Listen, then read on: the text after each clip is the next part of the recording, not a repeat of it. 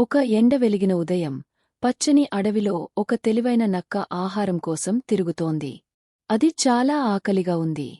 ఒక పొడవైన చెట్టు కొమ్మపై ఒక నల్లకాకి తన నోటిలో ఒక చీజ్ ముక్క పట్టుకుని కూర్చుంది. అదే సమయంలో దగ్గరలో చత్రిక అనే మంచి చిన్న అమ్మాయి పూలను ఏరుకుంటూ ఆడుతోంది.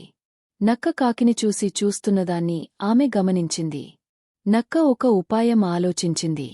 అది పైకి చూసి, ప్రియమైన కాకి, నీ రెక్కలు ఎంత అందంగా ఉన్నాయి. నీ స్వరం చాలా మధురంగా ఉంటుందని విన్నాను.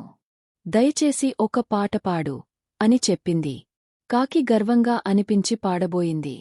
కాని చత్రిక వెంటనే నక్క మాయను అర్థం చేసుకుంది. ఆమె అరిచింది, కాకి, పాడకు. నోరు తెరిస్తే నీ చీజ్ కింద పడిపోతుంది. కాకి చత్రిక మాట విని నిశ్శబ్దంగా ఉంది. నక్క చాలాసేపు ఎదురుచూసింది కాని కాకి పాడలేదు. చివరికి నక్కకు తన ఉపాయం పనిచేయలేదని అర్థమైంది. అవమానంగా మరియు ఇంకా ఆకలిగా ఉన్న నక్క నెమ్మదిగా అక్కడినుంచి వెళ్ళిపోయింది. కాకి తన ఆహారం కాపాడినందుకు చత్రికాకు ధన్యవాదాలు చెప్పింది.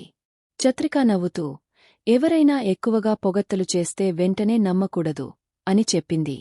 నీతి: చాలా పొగడ్తలు చేసే వారిని వెంటనే నమ్మకూడదు.